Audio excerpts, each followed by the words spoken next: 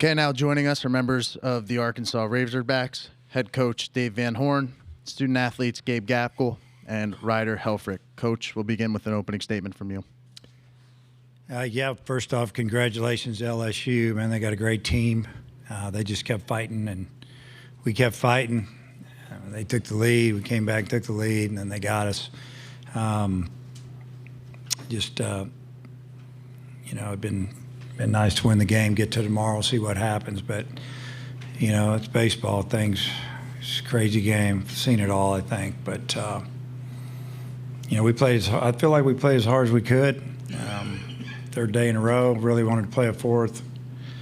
Hoping to get to the weekend, but it's just the way it ended up. But proud of our team. It's hard to say goodbye. I'm not good at saying goodbyes anyway. Great team, fun team, hard-working team, and probably just team, man. They were a team. You could tell by how emotional they were after the game. It was a lot of heartbreak, maybe because we lost the game, but honestly, probably just because the season's over, and they won't get to be around each other every day. So proud of them, proud of the University of Arkansas. We'll open it up to questions for the student athletes. Jacob Ryder with Baseball America. For both of you guys, you were pretty quick to go and comfort Charles after the way that the game ended. What are you able to say to a guy like that in that kind of a moment, and what kind of synergy does this team have and togetherness? Why was that so important at the end? It sucks to say goodbye to everybody, and Charles, he told me, he's like, I'm sorry, and I was like, why are you sorry? We wouldn't be where we are today without him, the way he competes, and he's one of the best hitters and people and just all around best baseball players I've ever been around. So for him to say sorry, it kind of pissed me off because the game's not on him. It's on a team, and that he's one of the greatest to do it here. So yeah, for me, I love Chuck, and I know he was beating himself up, and there's no doubt in our minds that we're in the position we are without him. Great player and even better teammate, and I'm really gonna miss playing with him.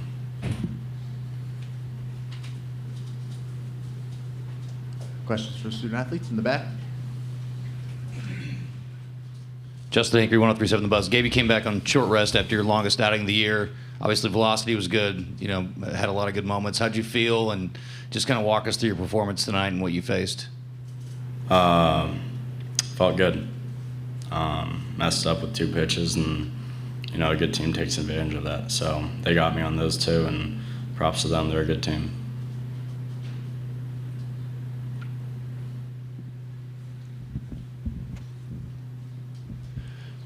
Harrison Fan, SEC Unfiltered. Guys, what does it mean to play for a coach like Dave Van Horn, and just I know you guys are both sophomores, but just what you guys have learned and just how important that's been to you in your careers?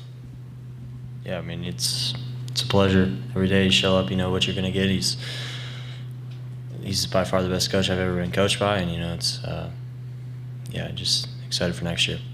Yeah, this coaching staff is the reason I came here. The greatest head coach to ever coach baseball, and we got an unbelievable staff. So every day we get to show up and work with him. We're super grateful, and I couldn't thank him enough. Gabe, Ryder, we appreciate your time.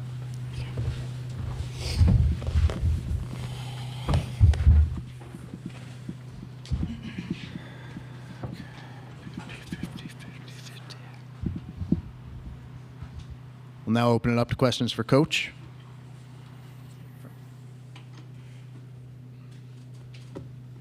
Dave, Andrew Hutchinson, the Best of Arkansas Sports. I wanted to ask you about 2 plays in the ninth inning. Would you like to have seen Vahiva try to turn the double play on that play? And then also, what was your perspective of Charles's play in left? Yeah, well, the way it all turned out, I guess I would have. I haven't talked to him about it. I guess he felt like he moved too far to his right for Cam to turn it. I don't know. He's an average runner. He's not a flyer, but he's not slow either. So I don't know, And then the ball, because I had a straight-on view of it, it was hit hard, obviously, and it was kind of hooking and sinking. But it looked like Charles slipped, right at the beginning, had taken off for it. And then when he slipped, he probably lost sight of it. And when the ball's hit that hard, he was just trying to find it. And I'd have to watch it again. We're a long ways away. That's what I saw. Noah Beanick, 11.7. Coach, this game just kind of felt like a high-speed chase from the 6th inning on. You just think back to kind of the beginning where a ball just bounces over your third baseman's head on a wacky bounce, and the game just never really slowed down. But I want to know, you mentioned you're not good at saying goodbye. You mentioned that a lot of the guys were feeling a little bit emotional. How do you even begin to address a team in a moment like that? Well, I just told them, after the game, I told them to get in a little tighter. A lot of guys were distraught. Charles was super upset. And I just told them I appreciate the effort all year and the ride they took us on. And, just told them how much I appreciate them and that we'd talk again later. And I told them 2 months ago that this team needed to finish in Omaha, and they did. It wasn't the way we wanted to finish, but at least they got here. And they competed their rear ends off, lost that first game, then win 2, and, looked like we had a third. We're going to get to tomorrow. You never know, who we're going to pitch tomorrow. I don't know, whoever. But at least, we didn't get that opportunity. But it's not a whole lot you can say. They're going to hear it a little bit, but we'll talk again when we get back. Matt Byrne, Democrat Gazette. Yeah, Dave, there was 10 minutes of silence right there where you're sitting on the dugout bench. I mean, what were you just thinking? Yeah, a lot of things, feeling bad for Charles because, I could see him out there so emotional and everybody hugging on him. And it's not his fault. We wouldn't have got here without Charles dabbling. We wouldn't even come close. The guy got so many clutch hits, started so many rallies. I mean, you probably take 10 wins off of our SEC. I mean, he was unbelievable. And just watching those guys and how they didn't want to leave. And, you can get mad at the game. The game's the game. I mean, things happen. I mean, there's so many plays throughout the game where you could get a hit here, make a pitch there, or play there, and the game changes. And then we got down to the end of the game, they got the big hit. We got a couple big hits. They got a couple big hits. And I was just thinking, and I told Coach Hobbs, I said, man, this game, it will eat your lunch if you let it. And you just got to, learn from everything you do. And you get better at it. It's like life, man. It's just a roller coaster. But you control it, and you got to learn from your mistakes. If you don't learn from your mistakes, you're not smart. That's the way I look at it. Jackson Fuller, Southwest Times Record. Dave, I was wondering if you could walk us through just 2 decisions. Did you consider at all going to Gibbler against Brown in the 6th, and then maybe were you considering walking Jared Jones in the 9th there? We weren't going to take Gaeckle out at that time, so we weren't thinking about going to him. That was just a clutch hit. I just got to give him credit. What was your second question? I mean, right on right, I don't think so. I mean, we didn't feel like that it was something we needed to do. I mean, hindsight's 20/20. We could talk about all the ifs and buts until we're sick of each other. Yes. Jacob Ryder, Baseball America. Were you able to have a conversation yet with Chuck and to see a player go through that? I mean, how difficult is that? Yeah, I went down and he finally made it to the bench just before I came up here, and he's pretty distraught. But I just told him I started telling him that how much I appreciated him, and we would never have made it here without him. And he said that he was sorry, and I said, "Don't tell me you're sorry. You don't have to tell me you're sorry." And then he said it again. And, I mean, it's tough.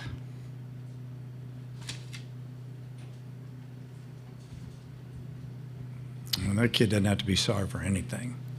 He was our glue, man. He held it together. Hi, Dave. Peter Burnett from the Council Bluffs Nonpareil. Coach Johnson was talking about just the respect he has for you and for the program. Can you just talk about the respect that you share with him and just being able to share this stage with him? I mean, really the ultimate game aside from the finals themselves. Yeah, I mean, he does a great job. He's a tireless worker. You know, it's a tough place to coach, high expectations, just like in Fayetteville, and he handles it well. You know, we've talked many times off the field, and I appreciate him, you know, complimenting us and our program, and I feel the same way about their program. One of the top programs in the country year in and year out. Great fan base, a lot of support, and you know, that's why they've got 7 national championships and they're working on an 8th. Andrew Ryder, College Baseball Central. Coach, what does this say about your team that when the game was over, their first instinct was to go check on Chuck and Cam? Yeah, I mean, that's just what we've seen for months now. You know, they really care about each other, and I mean, just kind of what I've said. They knew we wouldn't be here without him. We didn't lose the game because of him. We lost the game because we didn't score earlier in the game, or we didn't make a pitch, or we didn't make a play, and we lost. You know, one play might be something that stands out, but there's a lot of things going at 27 outs, you know. So I appreciate the team going out and taking care of him and comforting him, and you know, that just shows you how much they respect him and how much they appreciate him. Harrison Fan, SEC Unfiltered. Coach, this team, you've coached a lot of really special and talented teams.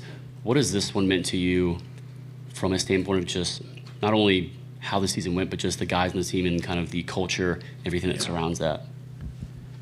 Yeah, this is one of the top teams I've ever coached, on and off the field. Just being around them, you know, it's funny, you know, I've been doing it for a while, and people will say things to me like, you know, the kids have really changed over the years, and I always say, no, they haven't. And they're good. They just want to know that you care about them. And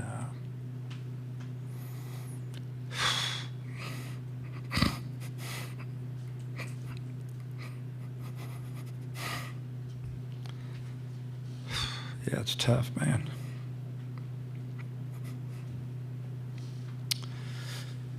Kids are good, man. I love being around them. That's why I do